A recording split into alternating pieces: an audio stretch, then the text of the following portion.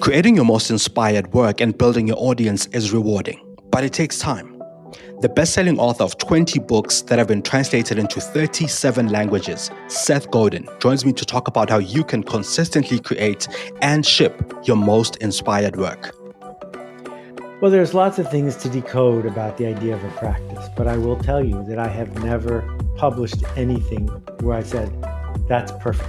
The idea of the practice is not that we will get to perfect, it's that we will get to generous. And to hold back on generosity because we're afraid is selfish. And so if we view this as a generous practice, it gets much easier to show up with our imperfect work on a regular basis. How do you market to and build the right and most caring audience for your brand? A B2B brand is about the user. And so the face that you want on a B2B brand is the face of the customer. You may be familiar with some of his work, including Purple Cow, Poke the Box, The Dip, Lynchpin, and his latest book, The Practice. We also discuss how brands and marketers can build their smallest viable audience and still remain relevant and inclusive. You are much more likely to find a tribe that already exists than you are to build one. So the group of runners that Nike served was there before Nike got there. Apple Computer served nerds. The nerds were there before Apple. So you're organizing and connecting people who are already seeking to be organized. This is The Lead Creative.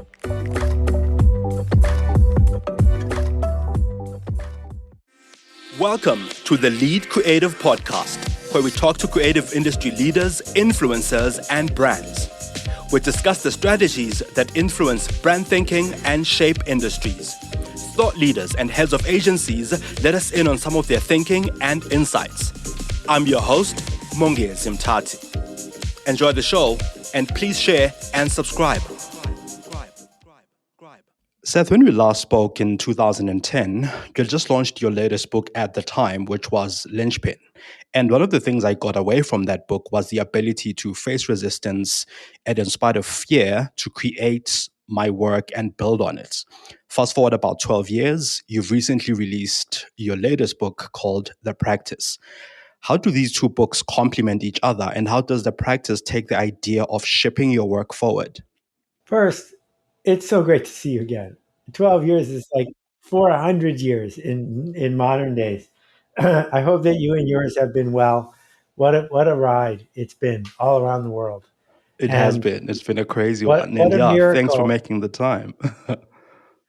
I mean, we're 15,000 miles apart, whatever it is, 10,000 miles. And it's like we're here. So even though the world is crazy, there are miracles everywhere we look. This is true. So with that said, Lynchpin was about me exploring art and gifts and leadership. And what it did was outline a possibility for the future, which is here now, for individuals to make a difference. But what it didn't address is how we feel inside when we're doing that work. And so the purpose of the practice was, instead of focusing on the outside of the person as leader, it was the inside, the narrative, the way we talk to ourselves when we decide to make a difference. Okay. And it was, it's been a really great book to read in this time, and also just coming out of the pandemic, which was a very important time. And one of the excerpts I took away from The Practice is this idea where of you saying that there's no such thing as writer's block. What would you say holds us back from us constantly creating and shipping our work?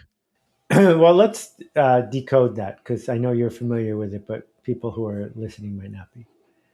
Writer's block was invented about 100 years ago.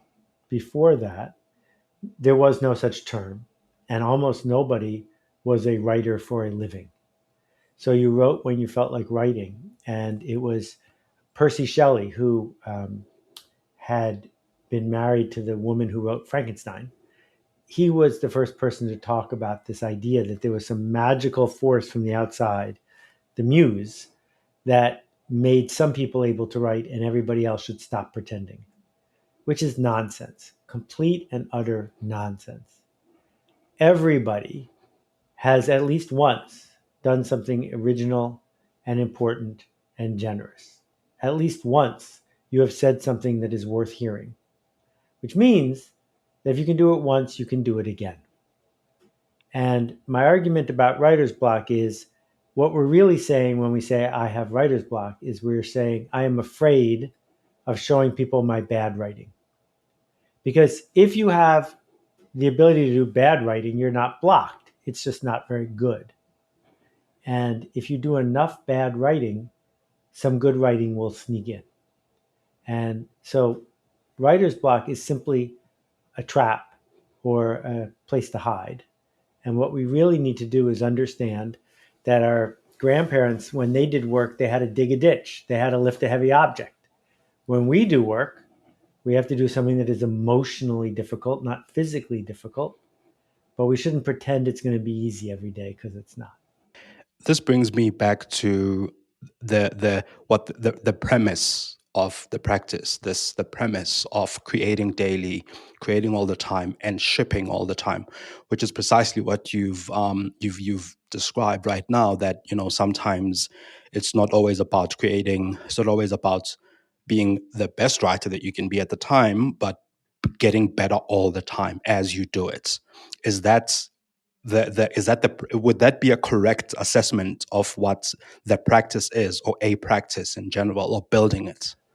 Well, there's lots of things to decode about the idea of a practice, but I will tell you that I have never published anything where I said, that's perfect. Never once. Never once have I said, uh, that is so good, I don't need to do anything else to it. That the idea of the practice is not that we will get to perfect, it's that we will get to generous. That maybe you can do something that someone else will say thank you for. And to hold back on generosity because we're afraid is selfish. And so if we view this as a generous practice, then what we're here to do is open doors for other people, turn on lights for other people, it gets much easier to show up with our imperfect work on a regular basis. The fear of criticism causes a lot of people, including myself, not to create and stand out. Can you talk us through what you mean in the book when you write that leaders are imposters? So I don't know how it is where you live, but around here, imposter syndrome is a big deal. And imposter syndrome is this concept first codified about 50 years ago that says deep down we feel like a fake, a fraud, somebody who isn't qualified to do our work. And there's lots of people online who will teach you how to make imposter syndrome go away. And I don't think that's possible. And the reason it's not possible is because if you're leading, it means you're doing something that hasn't been done before. And of course, you feel like an imposter because you are one. You are not qualified.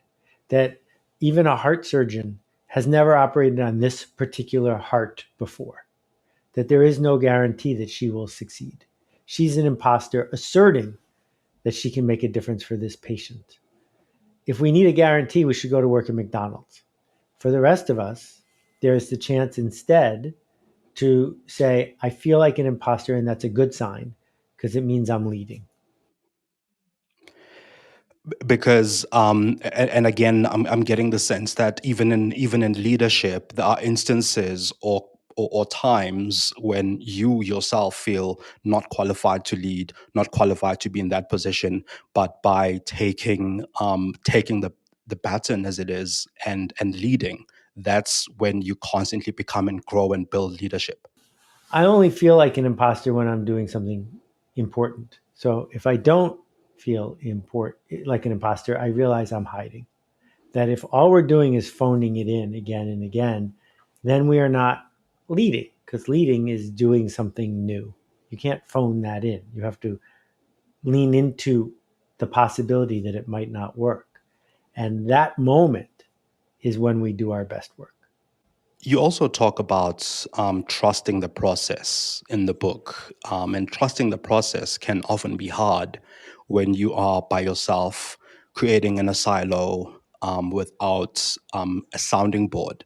How does one create and stick with a process that they are building and developing?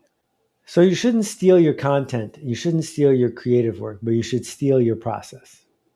You should find a process that has worked for other people, that has been proven to work.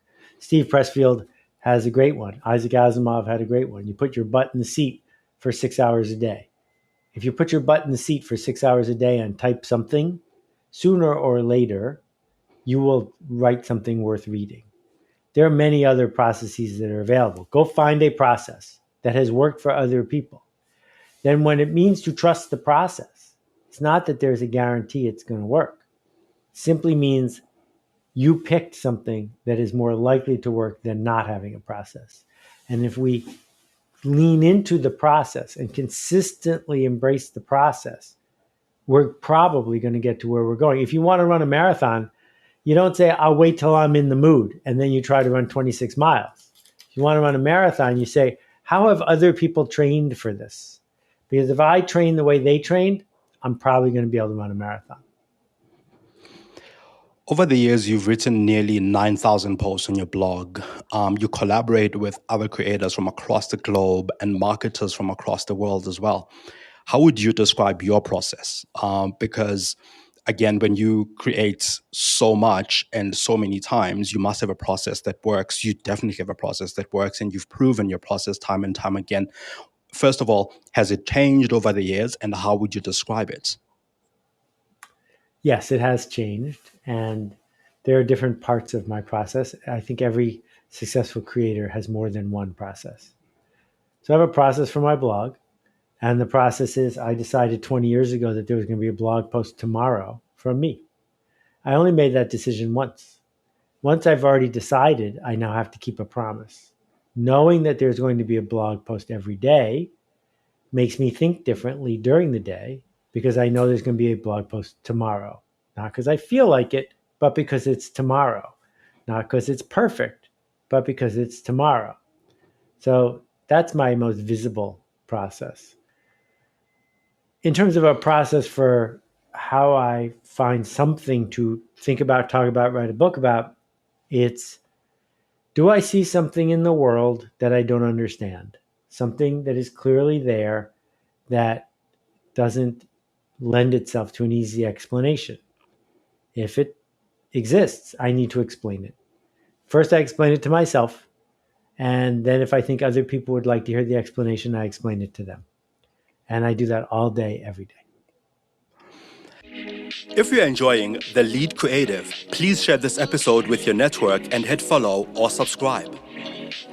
Enjoy the show.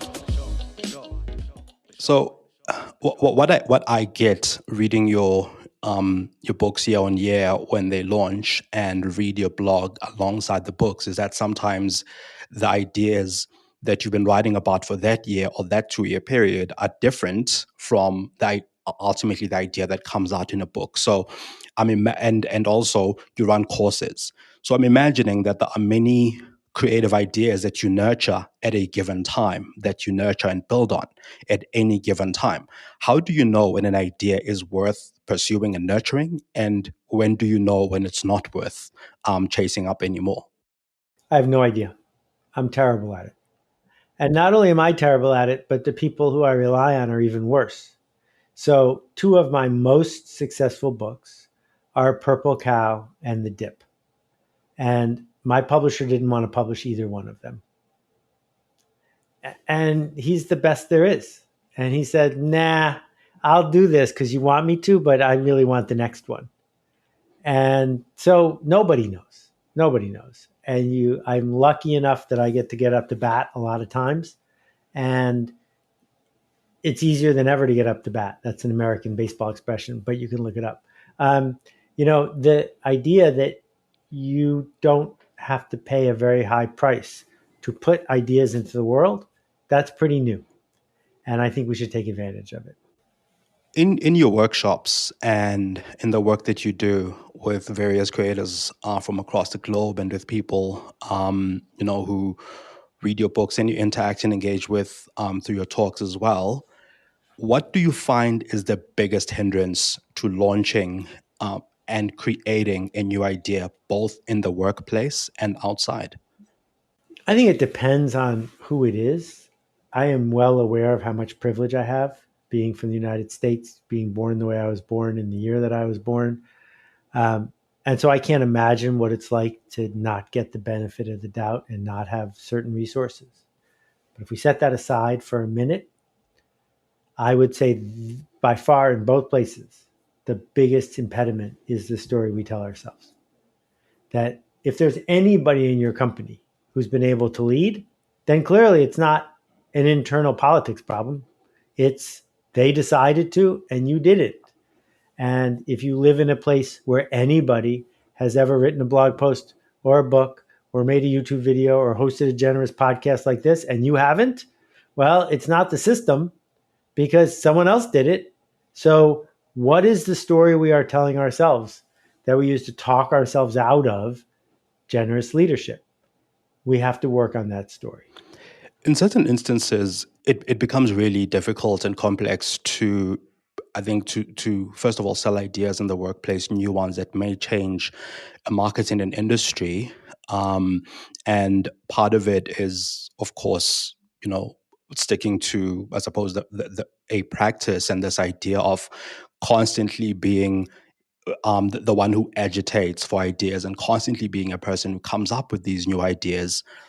How would you what would advice would you have for a creator in the workplace for them to agitate and constantly agitate for new ideas and don't give up, um, even in the midst of resistance?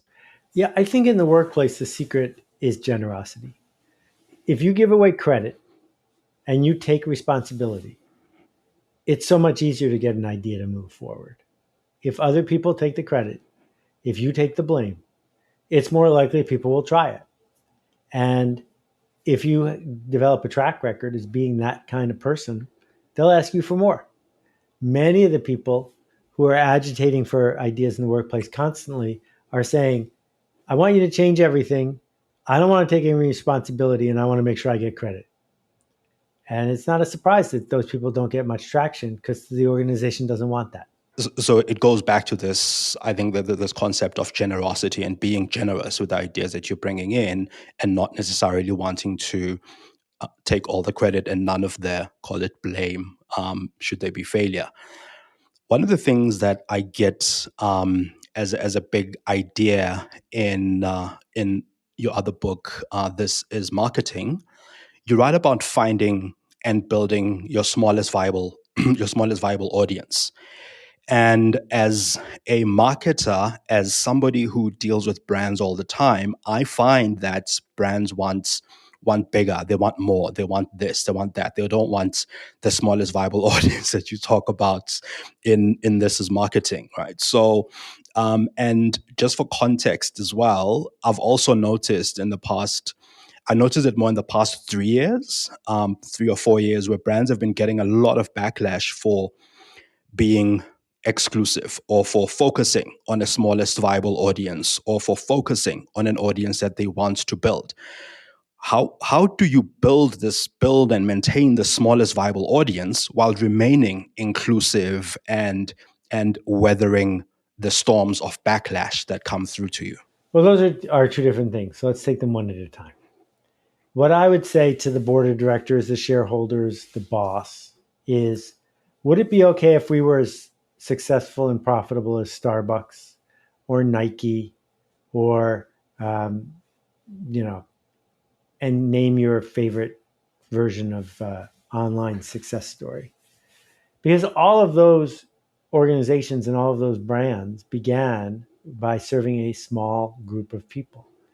In the case of Starbucks, still to this day, more than half the people in my country don't go to Starbucks. More than half.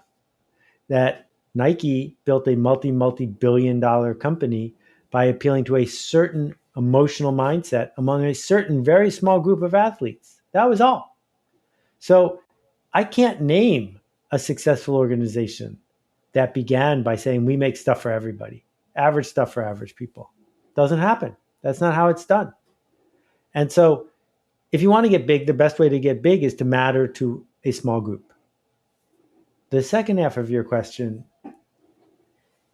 I've never once said that you should Yeah, be exclusive yeah, based on demographics, based on what absolutely. people look like, right? Yes, What I'm yes, arguing for is to be focused on a mindset. We are going over there. We make yeah. this. For people who want that, please come with us. If you don't want that, we're not going to bother you. Mm, And that is different than saying those other people aren't good. Those other people don't belong here. That's not what I'm arguing for. absolutely. What I'm Yes, arguing for is yes. who wants to go somewhere and how can we help them get there? I get that. I get that, and I think it's the concept from the book that people like us do things like this, or people like us. So it's once again building and developing a tribe, but finding a way to develop that tribe in a way that is focused on the tribe and people identify with your message. You are much more likely to find a tribe that already exists than you are to build one. So the group of runners that Nike served was there before Nike got there. The group of, upper income urbanites that Starbucks served before that group existed before Starbucks got there. Apple Computer served nerds. The nerds were there before Apple.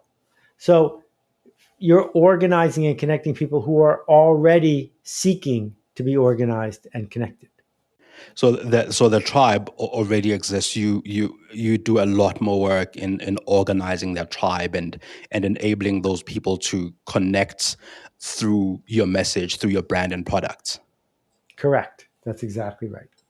So one of the other things that is that's happening quite a lot in the spaces that I interact and engage in, and a lot of my peers are also seeing similar things. And one of these things, especially in B2B brands, because I want to talk about B2B brands versus consumer brands, and the idea of building this tribe.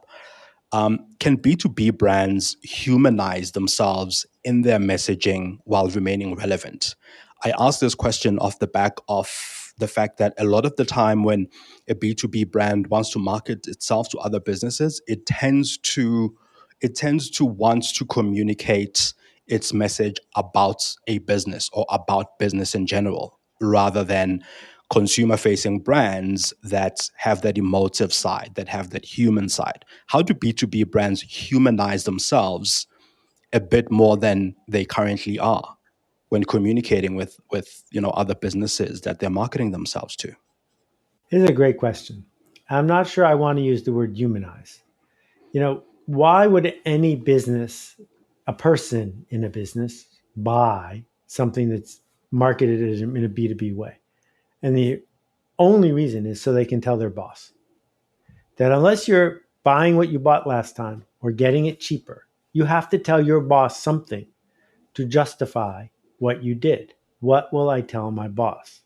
So when people switched to Slack to have a conversation, creating a multi-billion-dollar B2B brand, Slack wasn't a human brand, but Slack gave humans a story to tell their boss. And that is the secret that unlocks the success of any B2B brand. What will I tell my boss? I'm also seeing that some of those brands, particularly, tend to shy away from showing a face or from being having a face for the business. I'm not again. I suppose. I mean, the only way that I can think to put that is this humanization, or having a human, as the positioning, or at least positioning your business in the marketplace. How do those brands who have traditionally not done that start thinking of ways to position themselves that way? Yeah, I'm just not sure that is a reliable way forward. I Okay. think if we look at the lesson of Elon Musk, um, putting his face on a brand, a luxury good, an expensive technological item, helped enormously in building the stock in the company. He was Henry Ford at the beginning, but I don't think anyone can argue he has helped one bit in the last 6 months because he's a human. He has his needs diverge from the company's needs. And, at the beginning of Salesforce, Mark Benioff was in front of the brand a lot. But it's hard for lots and lots of companies to embrace Mark Benioff because Mark Benioff isn't Salesforce and Mark Benioff is definitely not their company. They need it to be more of a blank slate to make it about them. It's not about him, it's about them, right? Hmm. Like Picasso or Miles Davis, that's about the creator. But a B2B brand is about the user. And so the Absolutely. face the face that you want on a B2B brand is the face of the customer. If you're enjoying The Lead Creative, please share this episode with your network and hit follow or subscribe. Enjoy the show. That's a fascinating insight for me. Um, are there any strategies that have come up or that you've kind of stumbled upon to win client trust in ways that prove that less or a small viable audience is better than more, it's better than numbers? Because one of the challenges that we find being, I suppose, on the agency side or on the creative side, talking to brands, is that brands and brand owners have always been taught that reach millions. What are some strategies to convince them otherwise? So let's think about smallest viable audience from your point of view. So I'm just guessing that you have clients. If you don't have clients, some of the people who are listening to this have clients. How many Mm, clients do you need exactly? 10, 20, 30? 30 clients would be a lot. So absolutely. if someone doesn't get the joke, fire them. Be really clear about what you do and don't sign on people who don't get it. That we're not trying to persuade people that they're wrong. We're trying to find people who already are on the journey we're on. Do you want your brand to matter to someone? Do you think that brands like this, and this are worth emulating? Do you want to follow a path to get you from here to there? If you don't, here are the numbers of 5 ad agencies you should call where they will waste your money. But if you do, that's what we do. Come with us if you want. No, that makes perfect sense, and definitely something that will bring up to some of the brands that we interact and engage with. Another thing that I find sort of challenging for marketers, or at least for us as marketers, interacting and engaging with brands, once again, is this idea of community, and this idea of building a community. What I know about you and your work is that you do the opposite of what a lot of brands do, especially on social media, which is, but they say post 2 3 times a day, x number of times a week, do this and do that, and yet you do the opposite, and your message carries through to the right people. What's the not the right way to do it, but what's the strategy around not chasing your tail, using platforms, because that's what's said in modern marketing, but actually building instead of doing that, and instead of being everywhere all the time? So the origin is 40 years ago, you needed to buy ad time. And you should buy as much as you could afford because it would pay for itself. And then they made ad time, quote, free, unquote. It's like a buffet. Take all you want, eat as much as you can. And guess what? You're not the only one who has discovered that it's free. And so you have all of these organizations and individuals who say, wow, it's a buffet. I'll post some more. I'll post some more. I'll post some more. And they're doing the same thing. And as a result, social media is a mess. It's chaotic. And if you want to stand for someone who's a little louder than all the other loud people, you could sign up for that, but you better be a little louder than all the other loud people. That's exhausting. And I just decided a long time ago I didn't want to work for free for Twitter, work for free for Facebook, work for free for LinkedIn. I wanted to say, for the people who want to share what I have to say, here it is. And you can count on me to be here once a day, once. And that pattern builds trust, it builds attention, but it doesn't make me famous. I'm not trying to be famous. I'm trying to narrate for my smallest viable audience. It seems like a million people is a lot, but on a percentage basis, it's not very many at all, but it's enough. And I don't spend any time at all trying to make it bigger. What did this time of the pandemic, everybody being at home, people not interacting and engaging, what did that time I think show or prove to you about how we market and about how we communicate? I asked this off the back of the fact that you have always been, online. You've been working online. You've been doing a lot of things on the internet that are exactly the same, in many ways the same way that people were doing things during the pandemic. How did that time shift your thinking, and in what ways did it shift your thinking and realizations about people? I don't think I was surprised by too much of what I saw, heartbroken by a lot of what happened for a lot of people, but not surprised. I think that two things are worth mentioning. One is we discovered that knowledge work does not require physical presence, that lots and lots of organizations did lots and lots of important things without coming together in a room. Excuse me. And the second thing is that it's much harder to do work when people are afraid. It's much harder to do work when people are in pain. And fear and pain are an epidemic. And one of the things that we can do is not make it worse, but make it better. That's an interesting one. And once again, I think we started, I suppose, appreciating the time that we spend outside of work than the time that we spend traveling to work and doing all of those kinds of things. I also noticed that people started creating more, for me, which is why for me the practice came out at sort of at the perfect time, because it was during that time when we were creating, when creativity began no longer being the work of the creative person, but the ambit of anybody and everybody wanting to make a difference. Yeah, I think that what we discovered is that everybody's a creative person. It's just that a few people had the mantle before and the label, but one of the single best things that has come out of social media is it has encouraged some people, not that many, but some people to share what they believe. Yes, yes, that was very true, and I think it started out. One of the things that it started out with quite a lot was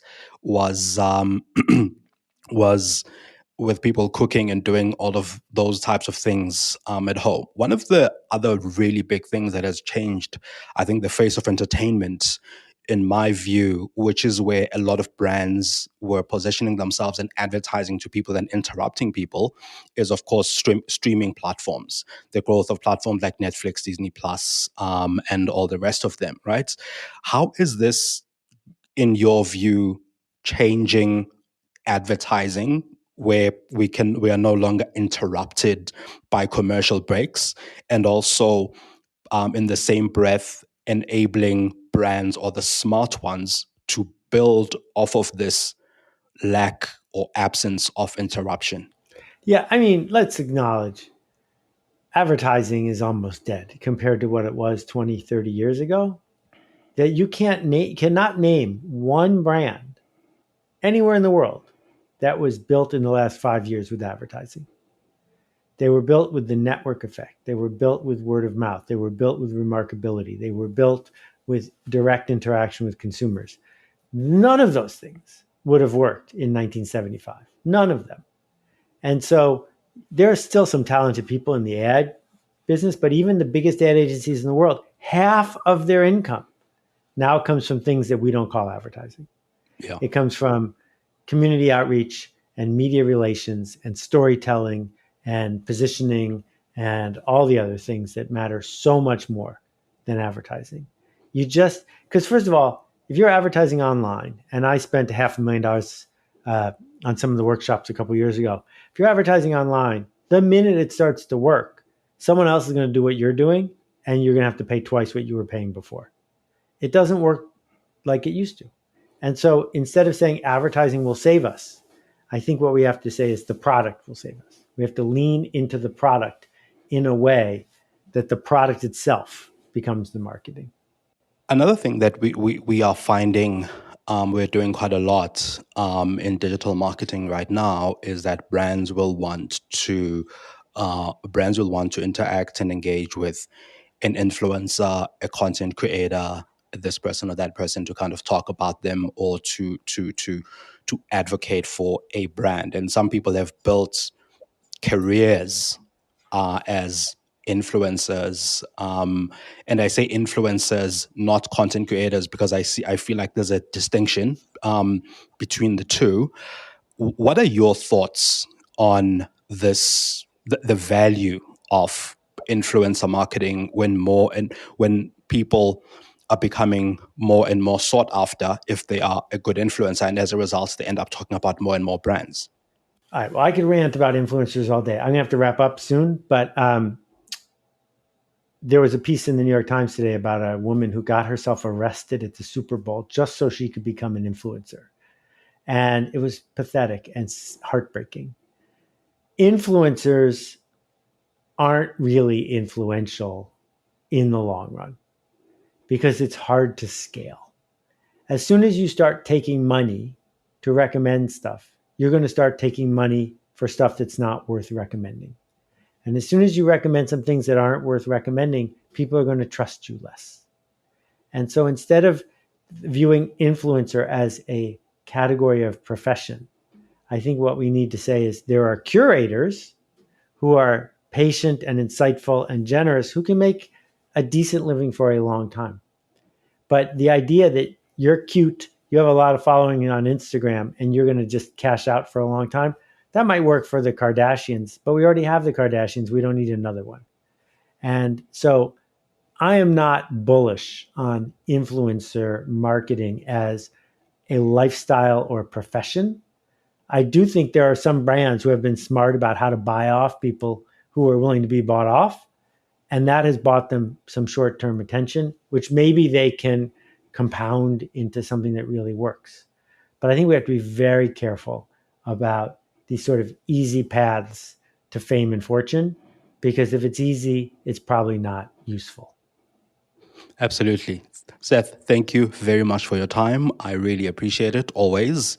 And once again, you left us with a lot to think about, a lot to kind of to rethink and to go back to the drawing board and talk to clients about in a different way. In closing, how do people cut through the noise? I mean, I know you get asked this quite a lot. How do people cut through the noise now when there's so much noise on so many platforms? Well, first, I want to thank you for the work you do. And I think that you are an example for so many people about what it means to be consistent and persistent and generous. And the way you cut through the noise is the way someone like you cuts through the noise, which is you're not doing the cutting, your listeners are. Your listeners are telling other people. Because when we are talking to our peers, there's no noise. And so the goal is not how do I go and grab a stranger and shake them and yell at them. It's how do I help someone who already trusts me and listens to me and create the conditions so that they can tell someone else. And it's that horizontal spread of ideas that is changing our culture. Not the top-down yelling, but the people telling other people. Thank you very much, Seth. Enjoy the rest of your day. It was absolutely amazing. Thank you. Thank you. Keep making a ruckus. It was good to talk to you. We'll see you. Thank you for listening to The Lead Creative. Did you get one insight that's worth sharing from this episode? Please share it with your network or your friends. Pop me some of your ideas and innovative finds on Twitter on @Mongezi. This podcast is available on Spotify, Stitcher, Apple, Google, or wherever you listen to your podcasts. You can also find me on mongezi.com.